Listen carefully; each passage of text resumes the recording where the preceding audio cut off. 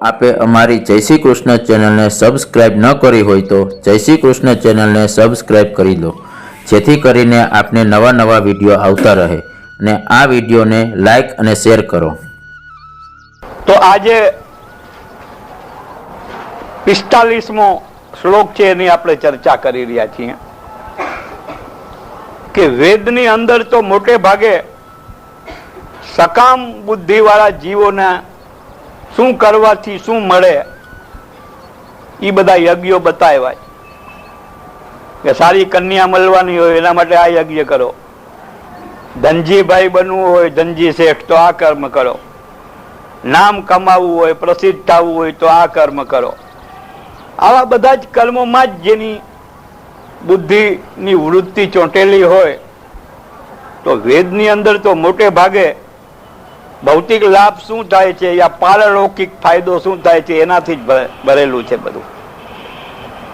અને તું જે છે એ તારો અધિકાર ઊંચો છે, તું જે જનરલ પબ્લિક છે એમાં નથી આવતો, પણ કંઈક વિશિષ્ટતા ધરાવત તું, એટલે તારે હવે જો વિશિષ્ટતા તારામાં લાવવી હોય તો આ જનરલ પબ્લિક જે કંઈ ગાડરિયા પ્રવાહમાં ચાલે છે એમાં જ રસડાવવાની કોશિશ કરમાં, પરંતુ તારા વ્યક્તિત્વના અધિકાર પ્રમાણે તું અપલિફ્ટ થઈ શક એ રીતે વિચાર કર. તો અત્યાર સુધી તે જે દલીલો કરી એ ઉપરથી તો એમ લાગે છે કે વેદના આધાર ઉપર જ તે આ બધી દલીલો કરી, પરંતુ તું એમ માને છે કે વેદની અંદર બસ એ જ છે કે આ લોકની અંદર જીવીએ ત્યાં સુધી ખાધે પીધે સુખી અને સંપન્ન હોય, અને પરલોકની અંદર સ્વર્ગલોકની અંદર અહીં જે માનવ તરીકે લિમિટેડ સુખ ભોગવતા હતા હવે અનલિમિટેડ સુખ ભોગવશું. આવી જ કામના જીવનની આ લોક માટે પણ મર્યા પછી પણ પછી જ કામના કે ઉપર સ્વર્ગમાં જાઉં તો અહીં જે ચીજની અછત હતી એ બધી અહીંયા મળશે. અહીંયા દારૂબંધી અને દારૂ ધર્મની દ્રષ્ટિએ ના પી શકાય, અને આનંદથી સુરાપાન બધા દેવતાઓ કરતા હોય એની કોઈ નિંદા નહીં થાય. એટલે જે દુષ્કૃતિ અહીં નથી થઈ શકી એનો મનોરથ પૂરો ઉપર સ્વર્ગમાં જઈને થશે. આવા પ્રકારની હીન વૃત્તિ તે જો વેદમાંથી ગોતતો હોય તો એના જેવું થયું.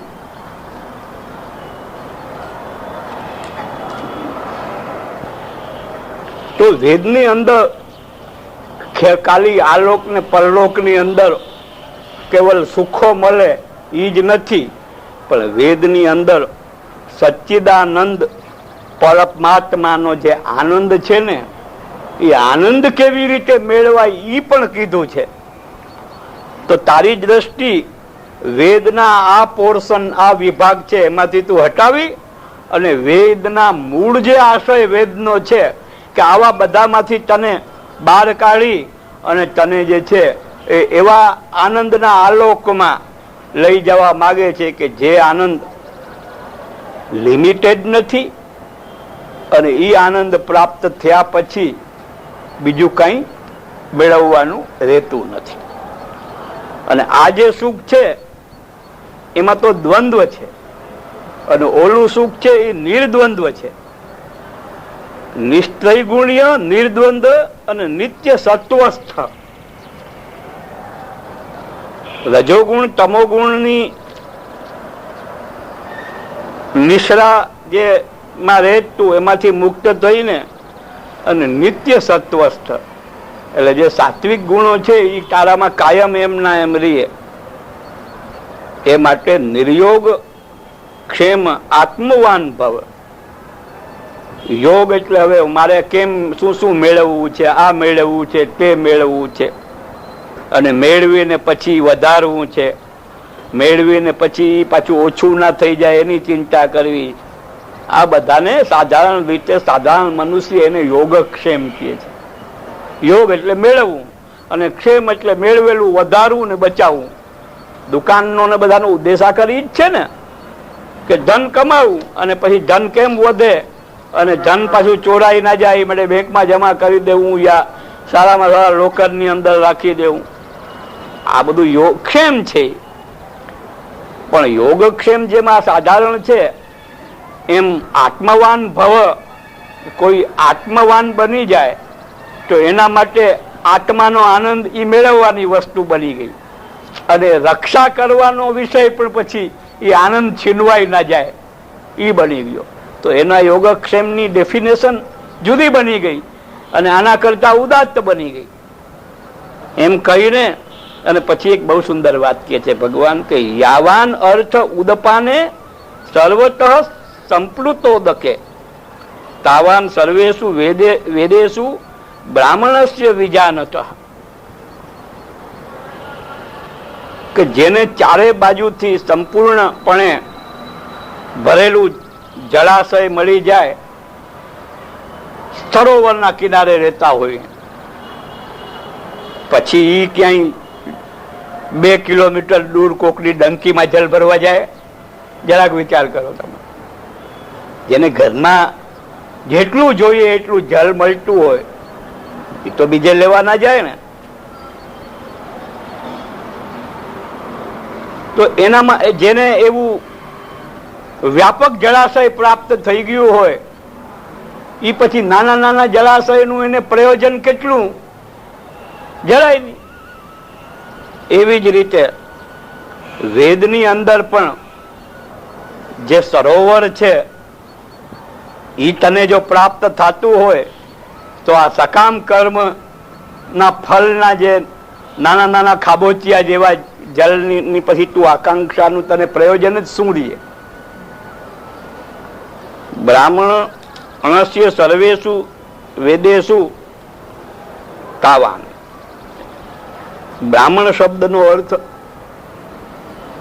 બ્રાહ્મણનું બધા વેદોમાં એટલું જ પ્રયોજન દે છે, એટલે કે આનંદને ગોતવાનું, કામના પૂર્તિ કરવાનું બ્રાહ્મણને પ્રયોજન નથી.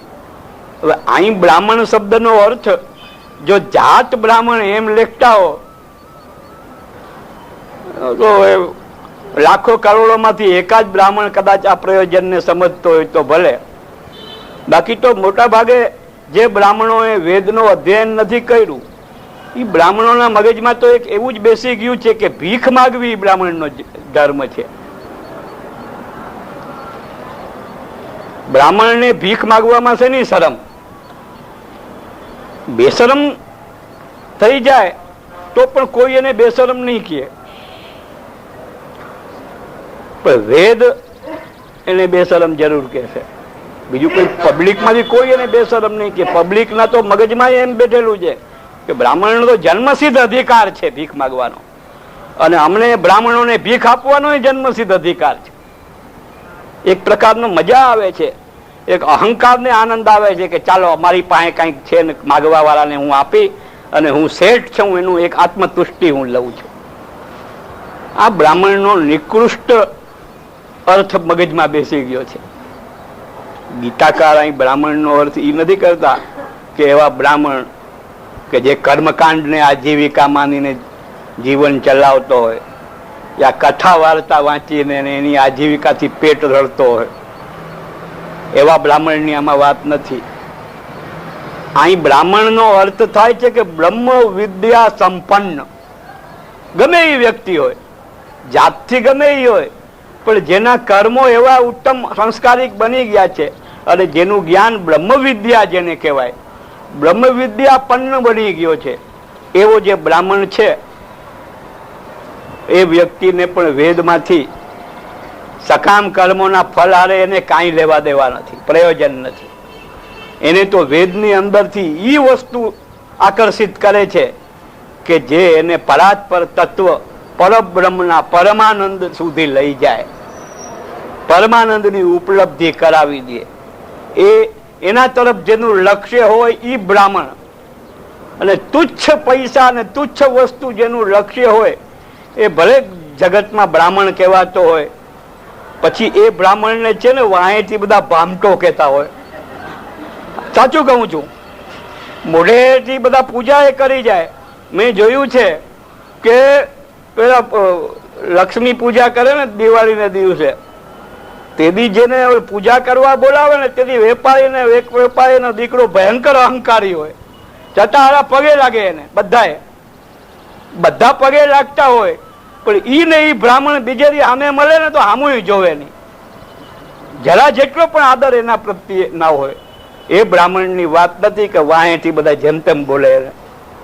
આ તો એવા બ્રાહ્મણની વાત છે કે મોઢે પણ મળી જાય તો આદરથી શિર ઝૂકી જાય, અને વાહેથી પણ એનો વિચાર આવતા પોતાના જીવનની અંદર કંઈક તકલીફ હોય તો એનો ચહેરો યાદ આવતા વેત જ એની સ્મૃતિ માત્રથી બધી તકલીફ હોઈ જાય.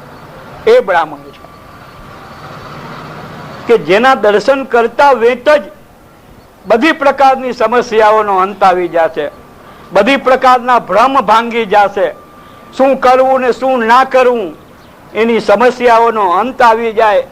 એના દર્શન થાય એના મુખના. એવા મુખ જેનું હોય એ બ્રાહ્મણ છે. બ્રાહ્મણની કેટલી વાત કરવી મારે, પણ થોડાક દાખલા આપ્યા. એવા બ્રાહ્મણ જે છે એને વેદમાંથી બીજું કઈ પ્રયોજન નથી. સકામ કર્મ કે આ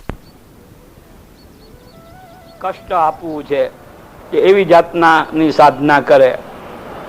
પેલા સર્પ યજ્ઞ કર્યો તો ને એ યજ્ઞ કરનારને પણ આટલા બધા સર્પોને મારવાથી અંદર આત્માની અંદર ભયંકર ઉત્પાત થયો હતો.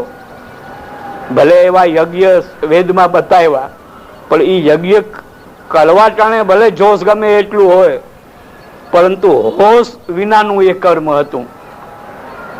હોશ સહિત જોશ હોય ને એ તો સારું કહેવાય, પણ હોશ વિનાનું જોશ કોકવાર ભલે બીજાના ટાંટિયા ભાંગતા હોય પણ એકવાર એના ટાંટિયા ભંગાય ખરા. એટલે આ બધા યજ્ઞો જે બીજાને તકલીફ દેવાના છે ને એ હોશ વિનાના બેહોશ લોકોને કરવાના યજ્ઞ છે. સકામ લોકો એટલે જે બેહોશીમાં જીવતા હોય અને નિષ્કામ કર્મ કરનારા હોશપૂર્વક કર્મ કરનારા છે. એને જ ગીતાકાર ઓલાને અયુક્ત અને ઓને યુક્ત કહે છે. આજે કોકને નાલાયક કહે તો તરત મારવા દોડે, એમ કહેવાય નહીં. પણ નાલાયક નો મતલબ બીજો કઈ નહીં, લાયક નહીં. મને ગાડી ચલાવતા નથી આવડતું તો ગાડીને લાયક નહીં તો એ શબ્દ કહી શકે કોઈ કે ભાઈ ગાડી ચલાવવાની બાબત જ્યાં સુધી છે ત્યાં સુધી આ ભાઈ નાલાયક છે. પણ એ શબ્દ એટલો બધો બદનામ થઈ ગયો કે એ ગાઢ બની ગયો છે. એમ યુક્ત અને અયુક્ત શબ્દ બોલે કોઈ તો કોઈને ભાઈ બહુ વાંધો નહીં આવે, પણ એનો અર્થ લાયક ને નાલાયક જ થાય છે. તો સકામ કર્મ કરતો હોય એને ભગવાન નાલાયક કહે છે, અને જે નિષ્કામ કર્મ કરે છે એને લાયક કહે છે.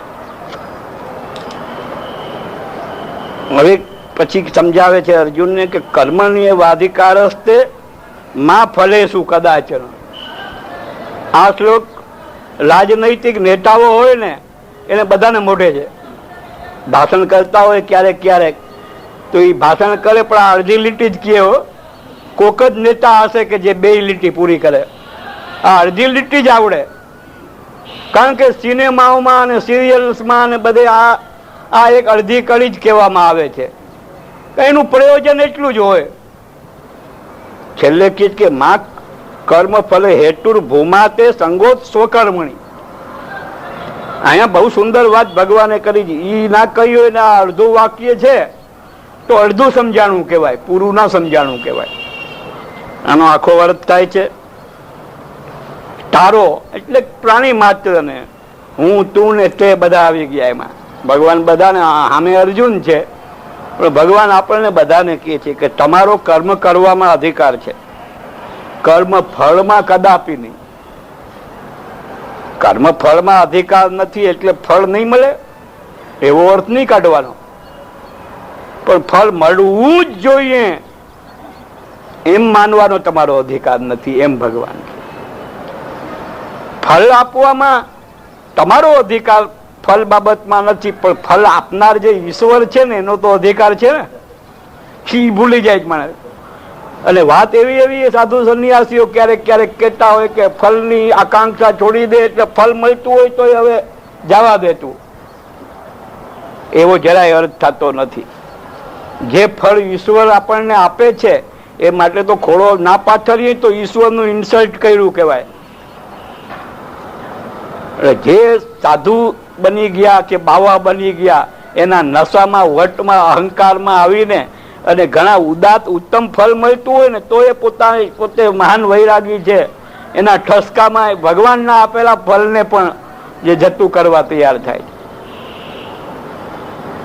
અને ભગવાન એ માટે એવી જાતનો ચીલા ચાલુ આ શ્લોકનો અર્થ જે બધા નેતાઓ અને અભિનેતાઓ કહેતા હોય, ભગવાન ઈ સેન્સમાં નથી કહેતા, એવી સ્ટાઇલમાં એ નહીં કહેતા હોય. આપણે દર્શન થાય તો ખબર પડે કેવી સ્ટાઇલથી આ વાત કરતા હતા ભગવાન.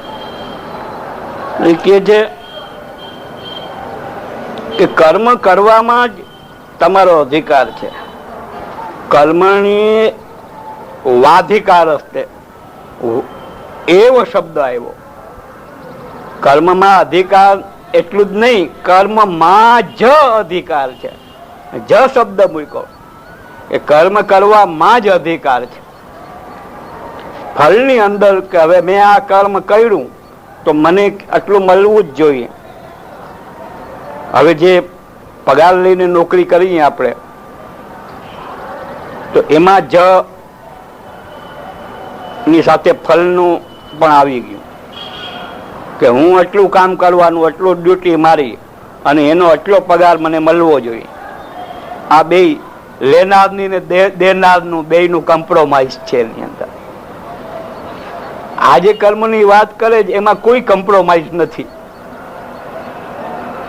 પોતાની ડ્યુટી જીવ કર્મ કરવામાં બજાવે છે અને ફળ દેનાર પરમાત્મા એની ડ્યુટી બજાવે છે. જીવ પોતાની ડ્યુટી કદાચ બતાવવામાં ઠોઠળાઈ કરી જાય, પણ ફળ દેનાર કોઈ દિવસ એ બાબતમાં જરાય પણ આળસ નહીં કરે. એ વાત પણ સમજવા જેવી છે. પછી કે છે તું કર્મોના ફળનું નિમિત્ત ન થા, તારી કર્મ ન કરવામાં આસક્તિ ન થાય. કેટલી ચોટદાર વાત કહી કે આ વસ્તુથી કોઈ એમ વિચારી લે કે ભાઈ નિષ્કામ કર્મ તો થઈ શકતું નથી, અને જ્યારે નિષ્કામ કર્મ કરવાની તાકાત નથી અને આ કર્મ કરવામાં વળી ફળની આકાંક્ષા થઈ જાય તો કર્મ અશુદ્ધ બની જાય, તો પછી અકર્મી બની જાય. બધા કર્મો જ ના કરીએ, ડ્યુટી જેને બજાવવું એ બજાવે, આપણે તો આ હેલા આવે. એમ કોઈ કામનો ભાવો બનીને ભાગી જાય નહીં. એ માટે કે કર્મ ન કરવામાં પણ તારી આસક્તિ કોઈ દી ના થાવ. જે કર્મ કરવાના છે એમ શા માટે ભગવાનને કેવું પડ્યું કે આ બધી વિરક્તિ ને નિષ્કામ કર્મ ને એ બધી વાત કરતા કરતા અટાણે જે જરૂરી કામ આવી પડ્યું છે લડાઈ કરવાનું, કે એ તારા કર્તવ્યનું કર્મ થયું. હવે આ કર્મ એમને જે આ શેરીએ શેરીએ જઈને ને ટોળું વળીને ને બોમ્બ ફેંકે ને જલાવી નાખે ને બાણસ્તા, એ કઈ યુદ્ધ થોડું કહેવાય. એ તો હિંસાખોરી છે. એવી હિંસાખોરી અર્જુન કરવા માંગતો હોય તો ભગવાન થોડા એને કહે કે કર એમ જઈને. આ કોઈ હિન્દુ મુસલમાન જેવો ઝઘડો નથી રેઢિયાર ટાઈપનો. આ તો એક નીતિ અને અનીતિની લડાઈ છે. સાચો કબજો જેનો છે પોતાની વસ્તુ ઉપરની, જેની સાચી સત્તા છે એ બીજાએ પચાવી પાડી છે. તો એ તો કેવલ એના સ્વાર્થ ઉપરની જ વાત થઈ, પરંતુ સાથે સાથે અહીં સત્તાની જ વાત નથી ખાલી, પણ રાજ્યની પણ વાત છે. અને રાજ્ય એટલે મોટો મહેલ રહેવાને માટે મળી ગયો, એ રાજા મહારાજા બની ગયા એનો આનંદ લેવો એ માટે જ નથી, પરંતુ પ્રજાને સુખી કરવી, સમૃદ્ધ બનાવવી અને પ્રજાની રક્ષા કરવી દુષ્ટ લોકોથી, એમ અનેક પ્રકારનું કર્તવ્ય સત્તા આસીન થયેલા લોકોનું હોય છે. અને સત્તા આસીન તું કઈ પારકી સત્તા પચાવી પાડવા માટે વૃત્તિ નથી ધરાવતો. તારી પોતાની જે સત્તા છે અને ઈ તું મેળવવા માંગે છે, મેળવીને પણ પ્રજાની આતેડી ખુશી કરવા માંગે તું. ને આ લોકો દુષ્ટો સત્તા ઉપર છે એ પ્રજાની આતેડી કોચવે છે, પ્રજાનું લોહી ચૂસનારા છે. અને તું તો પ્રજાને જે છે સમૃદ્ધ બનાવનારો થઈ. એટલે આ તો ધર્મ યુદ્ધ છે. અને ક્યાં ક્યાં નિષ્કામ કર્મની ને સાધુ બાવાઓની ઊંચી ઊંચી વાતો કરીને અને તું અત્યારે તારા કર્તવ્યથી પલાયન થવાની વાત કરે. ભગવાન કહે છે કે એવી બુદ્ધિ તને ના થાય કે તારી ન કરવામાં આસક્તિ થાય. કેવળ અર્જુનને જ નથી કહેતા, દરેક વ્યક્તિને કહે છે કે તમને તમારું જે નિયત કર્તવ્ય છે એ નિયત કર્તવ્ય કરવાની જો તમારી ઈચ્છા ન થાય કે એના પ્રત્યે પ્રમાદ તમને જાગતો હોય તો ભગવાન કે એવું ના થાય તો હાલ, એવું ના થવું જોઈએ. ફળની આકાંક્ષા છોડીને કર્મ કરવા એ એક વાત છે, ફળ મળતું હોય તો એને જતું કરવાની વાત નથી, અને પછી અકર્મી બની જવું એ પણ ખોટું છે. આ ત્રણેય વાત અહીં કહી. યોગસ્થ કુરુ કર્માણી, એટલે તારું જે નિયત કર્મ છે એ કરતું. હે ધનંજય, હે અર્જુન, તારું જે નિયત કર્મ છે એ કર. કેવી રીતે કર? આપણને બધાને બોધ મળે જો કે કર્મો તો કરવા જ પડે જ. આજ નહીં કરો તો કાલે ઉઠીને કરવા પડશે. એક દી ખીજાઈને નહીં કરો, બાંધીને નહીં કરો, છેવટે મોઢું ચડાવીને પણ કરવું પડશે એ કર્મ. હસતા હસતા કરો તો સારી વાત છે, નહીં તો મોઢું ચડાવીને કરવું પડે કર્મ. કર્યા વગર હાલે? ગમે એટલા રીસાણા હોય તમે, પરંતુ ખવડાવવા તો પડે ને પતિ પુત્રને. કેટલા દી નહીં ખવડાવો? એવી રીતે જે કર્મ કરવાનું જે કર્તવ્ય છે એ તો કરવું જ પડશે. તો પછી એ કર્મ જયારે કરવું જ પડે છે તો પછી આ રીતે કરને ભાઈલા, એમ ભગવાન કહે છે કે યોગસ્થ કુરુ કર્માણી સંગમ ત્યક્ત્વા. એટલે આમ કરીશ તો આમ થાય તો હું થાય, અને ઓમ થઈ જાય તો હું થાય, આમ નહીં થાય તો હું થાય, અને ઓમ નહીં થાય તો હું થાય. આવી બધી પરોજણ છોડીને અને જે કર્મ કરવાનું છે એને ધ્યાન આપીને કોન્સન્ટ્રેટ થઈને કર. આપણે કહીએ કે ભગવાનમાં ધ્યાન કરો, હવે ડ્રાઈવર સ્ટેરિંગ હાથમાં રાખીને આમ ધ્યાનસ્થ થઈ જાય તો એની ખોપડી ભાંગે ને વાંહે બેઠા હોય એની. એટલે બહુ સુંદર વાત કહે છે કે જ્યારે તું જે કામમાં લાગી રહ્યો છે એની અંદર કોન્સન્ટ્રેટ થવાની વાત છે. આમાં યોગ કર્મસો કૌશલમ એ શબ્દ આવશે આમાં, કે આ સાધુ બાવા યા તપસ્વીઓના યોગની વાત નથી, આ ગ્રહસ્થીઓના યોગની વાત છે. આ ઘર છોડીને ભાગી જનારાના યોગની વાત નથી, ભાગેડવોની. પણ આ ઘરની અંદર રહીને અને ભગવાને જે ચતુર્વિધ પુરુષાર્થ સિદ્ધ કરવાનું કહ્યું છે એ બજાવવાના માટે જે તૈયાર છે, તત્પર છે, એના માટેની યોગની વાત છે. તો યોગ કર્મસો કૌશલમ, કે જ્યારે જે કર્મ આપણે કરતા હોઈએ ત્યારે આપણું કોન્સન્ટ્રેશન એમાં હોવું જોઈએ. વિદ્યાર્થી જ્યારે ભણે છે ત્યારે માસ્ટર કે એનો સાહેબ જે કાંઈ એને લેક્ચર આપતો હોય કે શીખવાડતો હોય એમાં એનું કોન્સન્ટ્રેશન હોવું જોઈએ. અને પછી ઘરે જાય ટીચર, અને ઘરે જાય ને પત્નીને ને પુત્રને જવાબ આપવો હોય એ વેટાણે કોન્સન્ટ્રેશન એની કોઈ બીજી ચીજમાં હોય તો એ ઉપાધિ થાય ને. ઘરે આવે એટલે થોડુંક કોન્સન્ટ્રેશન ગ્રહસ્થી જીવનની અંદર શું જરૂરી છે, કઈ અડચણો છે એને દૂર કરવાની, એમાં એ કોન્સન્ટ્રેટ થવું જોઈએ ને. યોગ કર્મ શું કહું ચાલો. ગીતા જે છે એ બહુ અઘરો યોગ નથી શીખાડતા, સહેલામાં સહેલો યોગ શીખાડે છે. પણ આપણે ઓલા અઘરા યોગને યોગ માનીએ ને આ બધાને કામ ચલાવો સૂઝબૂઝ માનીએ છીએ. એટલે જીવન આપણું સફળતાથી નથી જીવી શકતા, શાંતિથી નથી જીવી શકતા, સુખપૂર્વક જીવી નથી શકતા.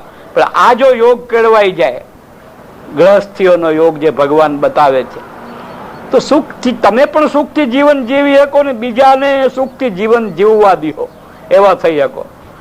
જે માણસ પોતે સુખથી ના જીવતો હોય ને બીજાને હખે ના જીવવા દેતો હોય એ એના લક્ષણ. બીજાને સુખથી જીવવા ના દેતો હોય ને પોતે સુખી નથી હો.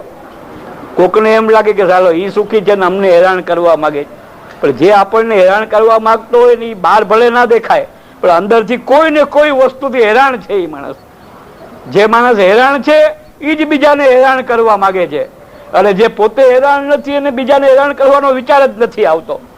આ એક બહુ જ સટલ સાયકોલોજી છે, એના તરફ તમારું ધ્યાન ભગવાનના શ્લોક માધ્યમથી દોરવું છું.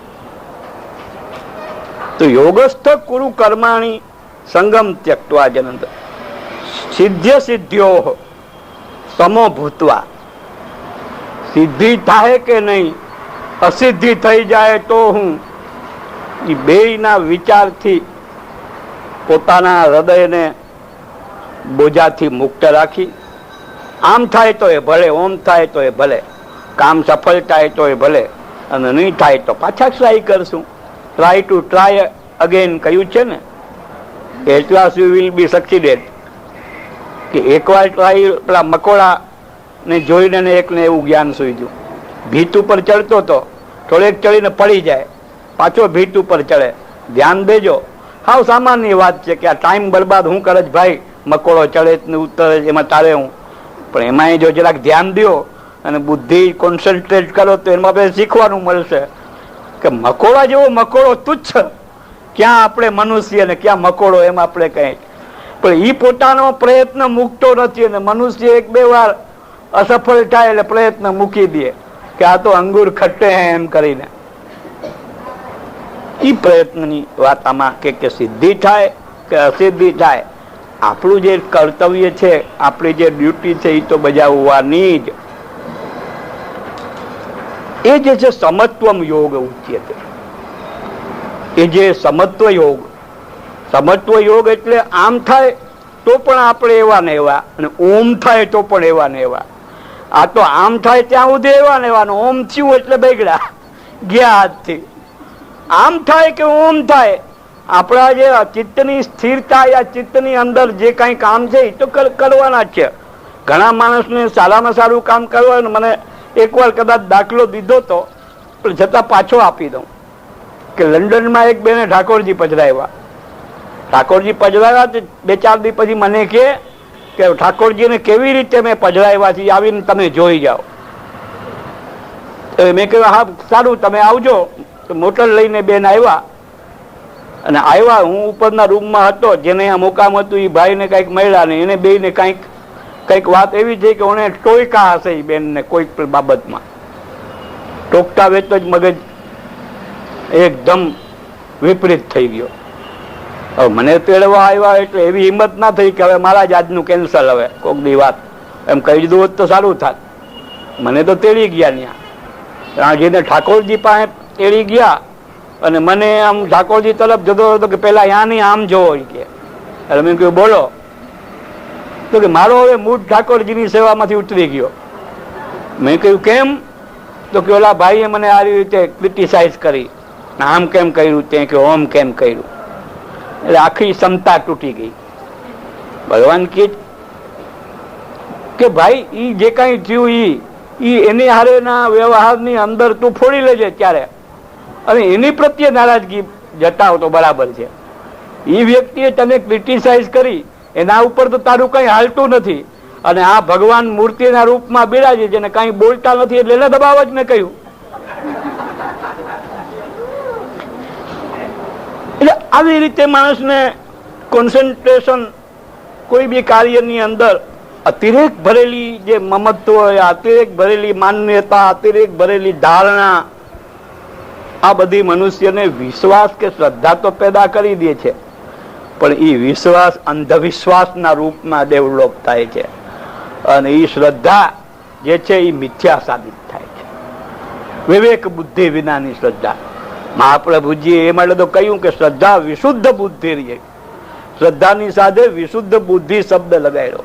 તો શ્રદ્ધા તો ગમે એની અંદર હોય, કંઠી બાંધી એટલે શ્રદ્ધા તો આવી જ, પરંતુ વિવેક બુદ્ધિ બધામાં હોવી જરૂરી નથી. વિવેક બુદ્ધિ કેળવવી પડે. શ્રદ્ધા કેળવવી નથી પડી, અંદરથી આફેડી થાય, પરંતુ વિવેક બુદ્ધિ આફેડી નથી આવતી. એ આફેડી આવતી હોત તો પુસ્તકો ચોપડાઓની જરૂર જ ના હોત. એ આફેડી નથી આવતી. પુસ્તકોથી આવે, પુસ્તકોથી પણ નથી આવતી, પુસ્તકો વાંચવાથી આવે, પુસ્તકો વાંચવાથી પણ નથી આવતી, પણ એ વાંચીએ એ સમજવાથી આવે, એ સમજવાથી પણ નથી આવતી, પણ એ સમજીને એને વાગોળતા રહે તો આવે.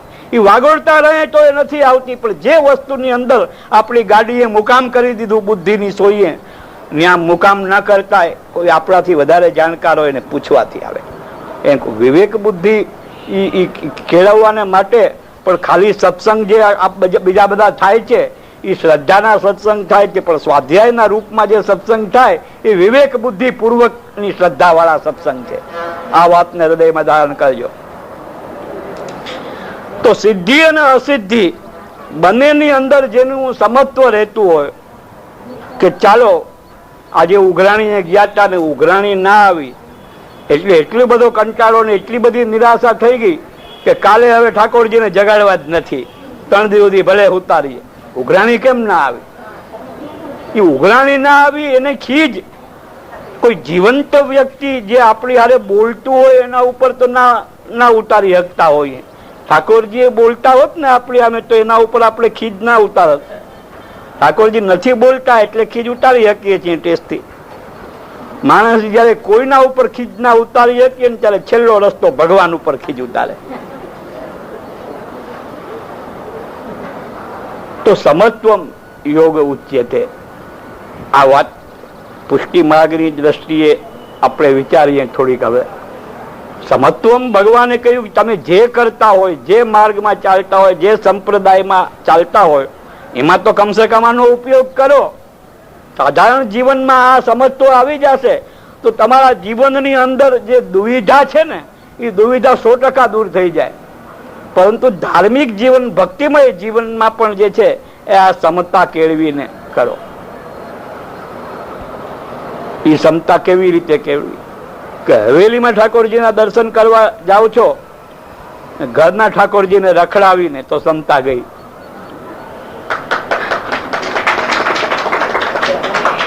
પરંતુ હવેલીમાં જઈને તમારા ઠાકોરજીને માટેની આસક્તિ દરેક દર્શનમાં નવી નવી કેળવતા આવો તો સમત્વ યોગ ઉચ્યતે.